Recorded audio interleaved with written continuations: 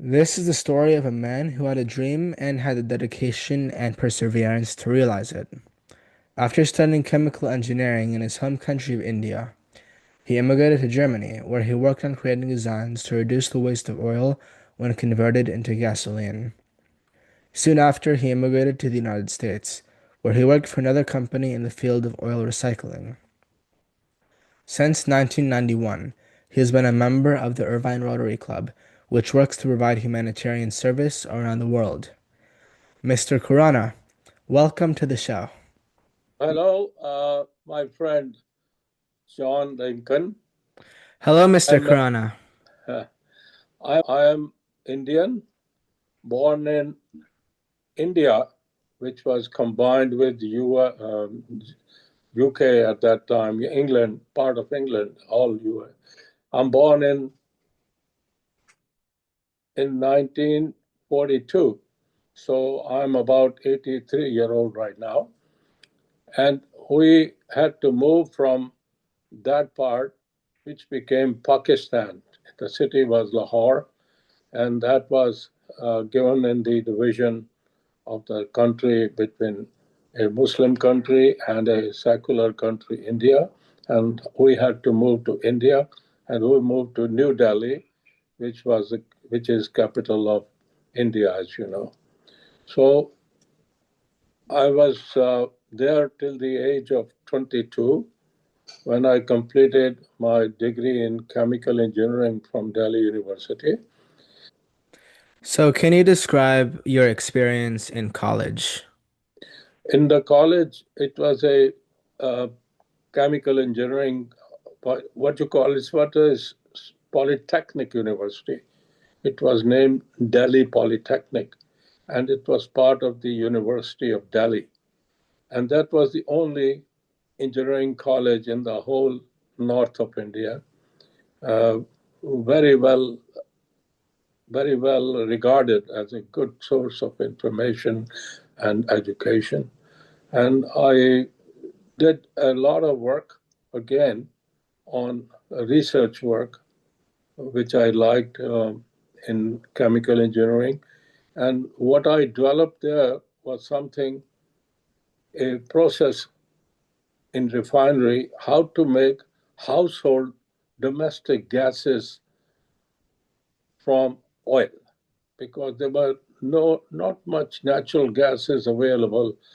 No one refineries were around, but of course, you had kerosene oil and all. Everybody was burning oils, and that's what I could convert into gas with, without forming much carbon or some pollutants. So that's what I did in 4 years when I was there. I developed some process in which you could process the wasted oil from the cars when they change the oil and clean it up to reuse it. So while in India I could reach about 60% recovery, but when I went to Germany, I could have the research facility from the German company where I could recover 80% of the waste oil and 20% what was residue was used in asphalt. So we could find 100% use of an oil which people were changing oil at home and putting into drains or burning it and all that kind of polluted things.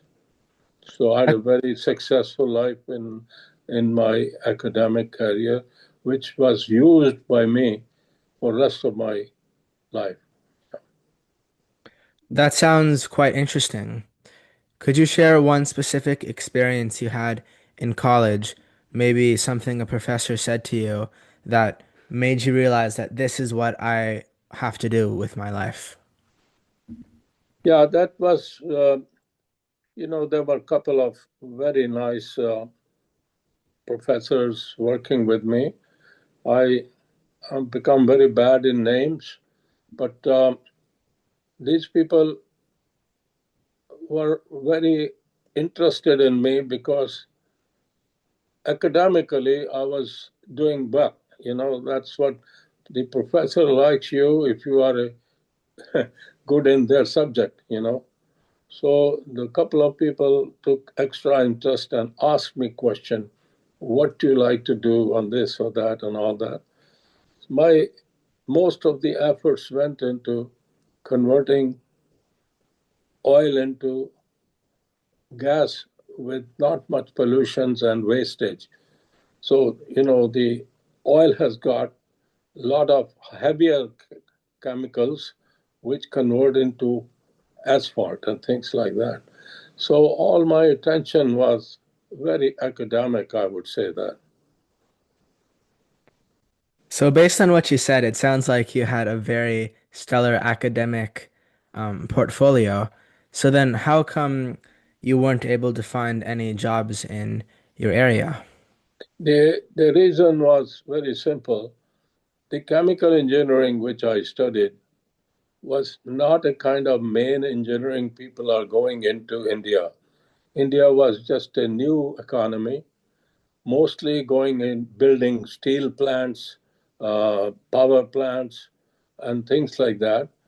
And there was only one refinery set by Russians, and there was some more refineries coming, but the know-how and technology there was not adopting to Indian operators or something like that.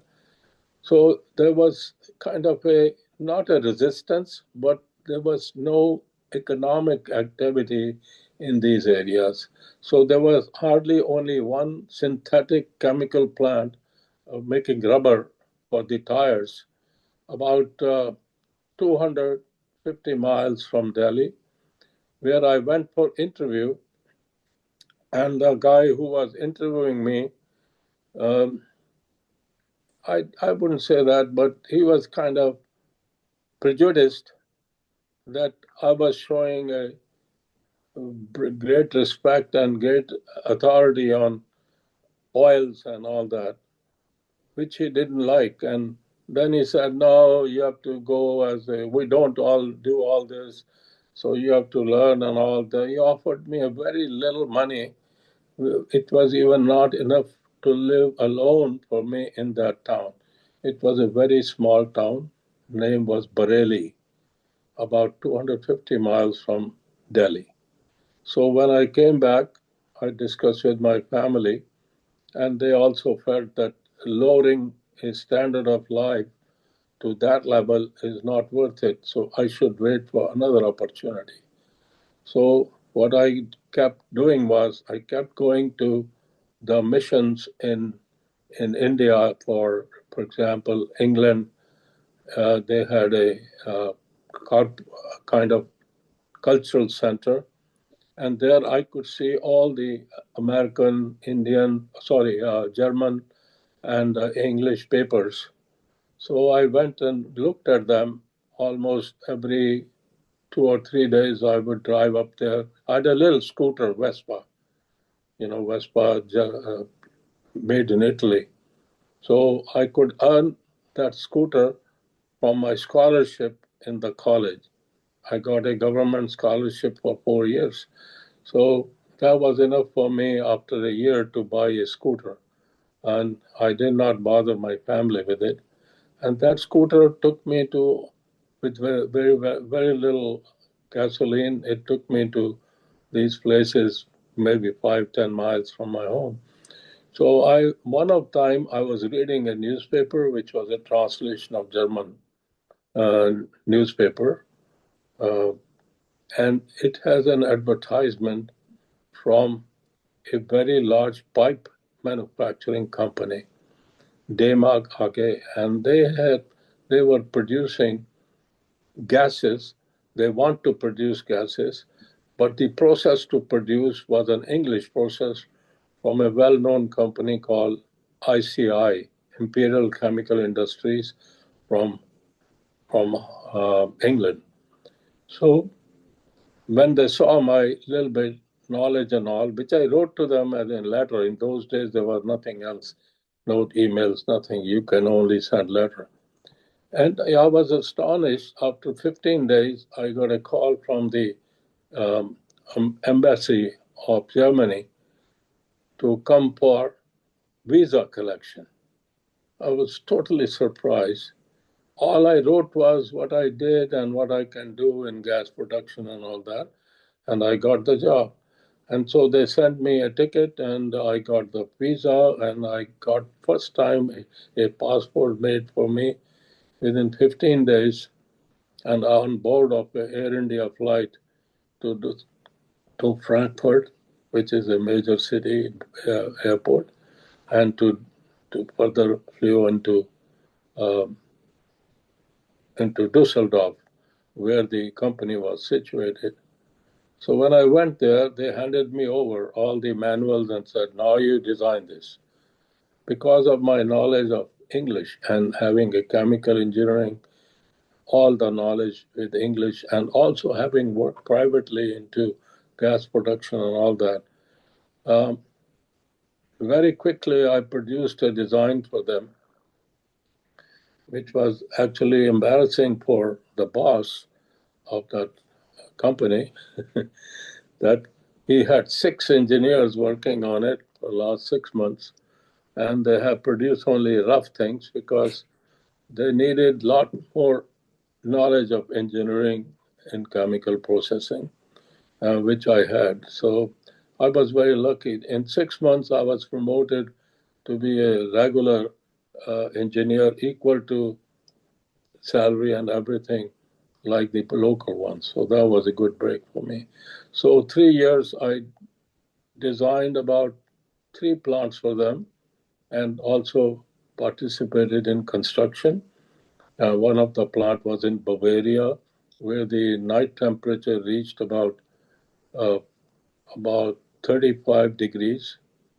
You can imagine at night, and if there was a water leak somewhere, the water did not go beyond 2 or 3 feet when it froze. So it was amazing for me, an Indian, to come in a temperature like that.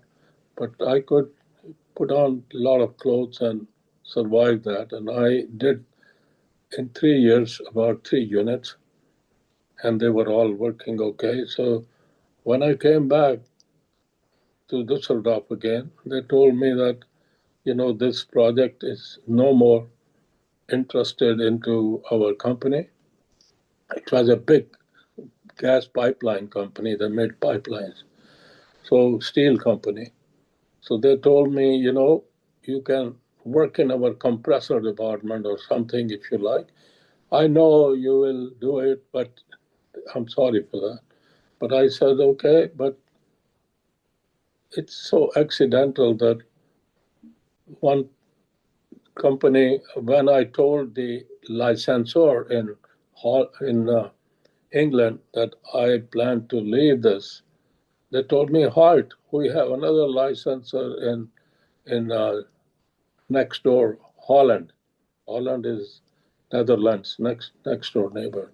So I got suddenly offer there, and I put my stuff in a one suitcase I had. I had a Opel local car bought by that time. I put into my suitcase and moved next day to a desk where I was said, "You are to design this plant for us." So this is the way it went for 7 years of my life. And after 7 years, and they came to US, and they made us subsidiary of a US company called Sailors of America. And then your dad come in, and he was the immigration attorney for the company. So he started working on my visa, etc. I could come in here as a transfer visa, which is called L2, which they hate it now here. It was a transfer of an executive of a sister company here. That used to be very easy, so I didn't have to go through any mess. But I told the American company when I arrived here that I need some education related to American management because I have no idea how the economy functions and whatnot. So as a result, they decided to send me to Stanford, and I did a kind of MBA. It's called master degree in management science to distinguish from MBA because for an executive, you don't have to do GE programs and you only do the core programs. So it takes you about 11 months to do that instead of 2 years. So I was put into that, and I still continue to manage the Indian branch, which I opened for them. I went to all 2 or 3 trips in a year and took the planning there and all that. So the Indian company became pretty large in the meantime. So I went back after completing um, Stanford for about 6 months and bought a land for building a manufacturing shop for burners. So after I set up a shop, I found a very intelligent and a Indian guy who was working in similar fields. So I appointed him as the managing director of the Indian company, incorporated it as a 50-50 partners with an Indian partner and that. So you can see my fate was not defined anywhere. And your dad was always, every month, we had a lunch here, and that was the time we exchanged um, all kind of information. And he made me a member of Rotary Club in almost 30 years before. 91 or so, I became member of the Rotary Club in Irvine, which he was at that time president or so. And I traveled with him a lot on Rotary plus the city of Irvine arrangements. And he donated a lot of money, and I did too, because we were both dedicated to international work, also building up projects for mankind, human uh, improvement of human life, or whatever we could do. It can be listed in about 20 pages, what we did. It was in all countries. Yeah. It could be in England, Germany, even in Africa, even in Indonesia, and everywhere we did some work. And I brought client to your father because whenever I imported Indians from to come and work for us temporarily, he did their work for coming in this country. Okay. Well, could we please zoom in back to the time where you moved to America? How did you feel about the transition? I Our transition was a little bit difficult because my wife was already a doctor in India for a uh,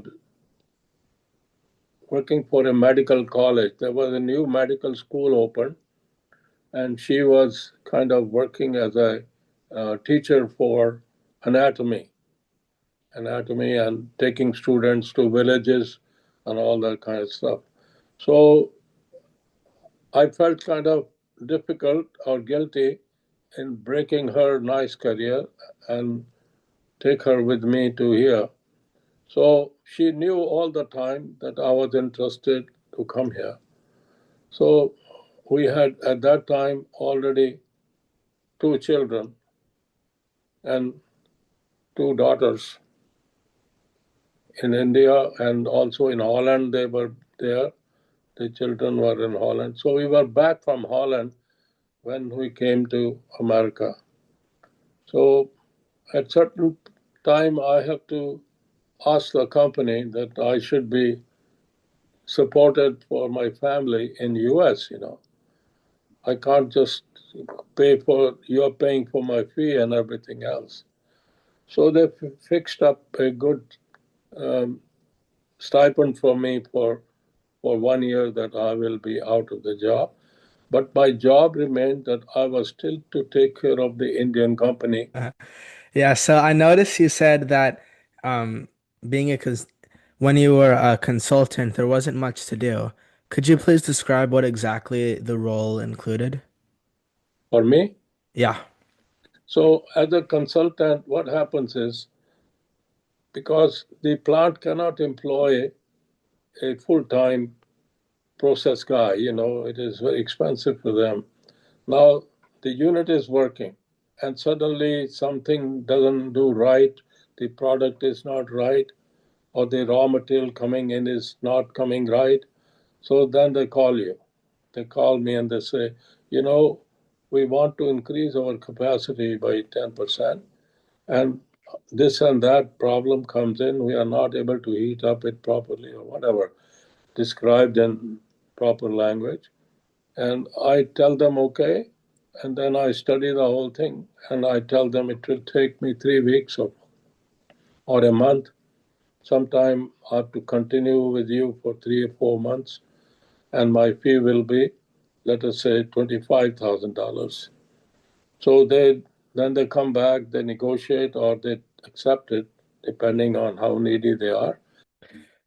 So could we please go into more detail on how you met my dad? Because I know you mentioned that earlier on, but you never really explained exactly what happened. Could you please? When I came to US, it needed formalities like I came on a tourist visa, not tourist, a tourist visa. It was converted to transfer visa. And to convert it to transfer visa, your dad has to fill in all the forms and everything else for my transfer to L2 legal visa in US, stay in US as a transferee for um, vice presidential level or something like that. So then he applied for my green card, which needs about a year in those days. It took 1 year for us, for the whole family, to get a green card, and then I could buy a house here and all that kind of stuff. Your father was all the way with me for all the paperwork and getting me through the system pretty fast. Then, on the day green card has to be given, uh, the people here in Orange County Immigration Office said, we are finished with quota for Indians. So we can't take them today in. You have to wait for 6 months till we get a quota for green cards. So your father was very good observant. He remembered that the place of birth I had was now in Pakistan. The city was Lahore. So he took it to the guy officer. Look here, you can give him Pakistan quota. He's born in Pakistan. Oh, I see. So they cut something, and 2 hours later, I was given L2. Oh, sorry, permanent visa for stay here. So we got the green card. So this is your father's keen observation. And not only me, he treated most of his customers very straightforward. He would not go around and give them, okay, we'll wait 6 months and my fee will be this much. No, it was all fixed. And if he had to go, for example, when my wife's mother and father came in, and we had to get them visa to stay here. So after 6 months, when the visitor visa expired, he got it right away for them to get into the line with green card and all that kind of stuff. So he got it. So he was extremely efficient, and he has a brain power to remember each person individually everything. So when he got my green card and my wife's green card and all that, it was just enormous because they ran like this. We can't do anything for 6 months till the new permit opened for Indians. So anyway, it went well. So I missed him the day I lost him because he was the only guy I would pick up the phone and call him, what are you doing at lunch right now? He said, Oh, I'm going to eat something I brought. Or I said, no, can I go out? Oh, yeah, yeah. So then we'll go Pollo Loco or something, eat for an hour, just talk about Rotary and project and all. So I was a major donor because of him. He donated so much money. So in 30 years with them, I donated maybe $50,000 or so, just because he wouldn't even mention. He would not care for it. And even today, I'm a member, by the way. I'm not totally left Rotary. This is Rotary has been, if you ask me today what has been your hobby here, that's Rotary Club and its um, sponsorship of all kind of projects all over the world. And four major projects I did about 2 3 years ago are one of them was recognized as number one project of Rotary in the whole world. Number one project, which was sponsored by Rotary. They paid whatever money we collected, they doubled it, you know. That's what it is. So there was a project for children to receive um, hearts, you know, if they're born with heart disease, they were planted with something. So we sponsored it. We collected here some $120,000. The Indian club, which you have to have an Indian Rotary Club to work with you, they gave $30,000. So we had all about $150,000. Rotary gave in $200,000 to us. So we had for about 40 hearts were brought in here, 40 instruments, whatever was required. Then you see, you are hearing this, they plant with deaf children, they plant this unit here, cost $10,000 each. I went with him into this project and we collected $100,000, which was made 200,000. Even today, Rotary Club of India is sponsoring this project every year. About 10 kids, when they get their sound in, they learn language speaking. From speaking, the growth starts. And then most of them live at least 40, 50 years. Normally, deaf kids die within 8 years, 10 years of life. But he was instrumental in putting this sense in me that if you live in a country, you have a duty to serve any opportunity you get. Because imagine from a very small household I came, I was son of a government officer which has just enough money for his four children to teach them and live. No luxuries. So till the age of 22, I was seeing movies only if I could afford to go on the door and ask them, "Do you have a cheap ticket on the first row?" That's the way I saw movies. I couldn't pay for anything more than that. But um, we didn't starve or something. But I had one little lamp in my room. That's all we had. No, those no luxuries of LEDs anymore. So we lived a very simple life. A small radio we had about this big, and which we used it in the house to listen to news and listen to local music. And that was the big source of information for us. And 22 till I was 22. When I came out of the house, started German and this all, it became, I had this time go away so fast for me, almost 50 years abroad, so fast. I was settling between India and all that places. I have really no count of it. And I don't say it was fate or I was a good, maybe God's best person. Everything went so properly and well. And this country, even today, whatever the politics may be, offers the best opportunity to young people. There is no dearth of anything here. You can choose what you want, and system will give it to you if you are good, if you are hardworking, if you are intelligent. The system will give it to you. So this is my really teaching to anybody, young people here, that everything is good for you. But remember, you have to select some opportunity where you can do justice to this country and to yourself and to your family. This is very important.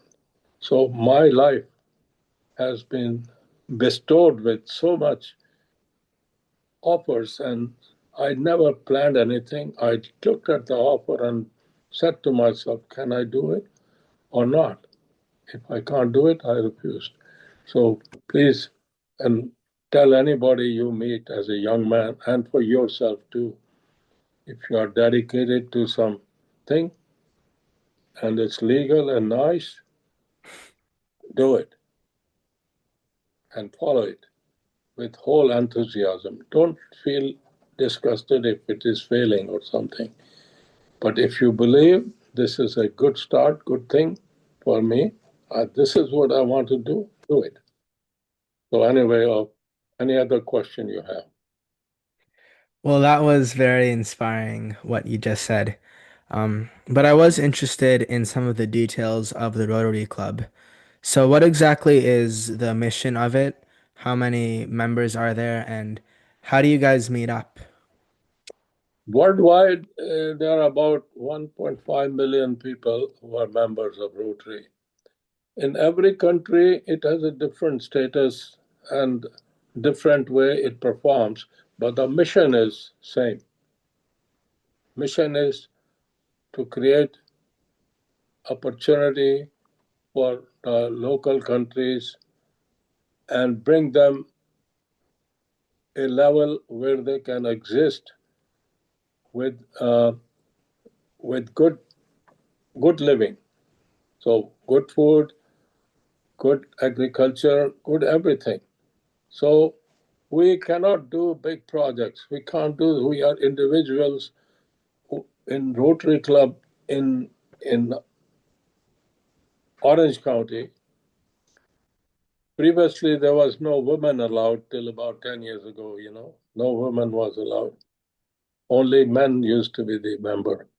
But in America, some women decided to fought it, and then all over the world now, this is women also allowed. In America, they're almost 50-50, but other countries still, depending on their customs and all, they are less and more. The places where we need labor, for example, packing some gift for somebody, or fire. We are supporting our fire agency here with some gifts and all that when the festivals, Christmas time. So we support, for example, Christmas time in this naval base here. We send gift for children and all, and then do some Halloween. We make gifts and all that for them to have a party. All the soldiers there, they are allowed to come in, and then we count them, and then we take care of which are having dearth of money, or some widow is there from army or something, and has 4 children or 2 children, and the children need to go to school, or their bigger ones go to college. Then he gives us, these are 4 families who want to adopt them. So adoption means that you are going to take care of them for celebration of, let us say, Christmas or New Year or something like that.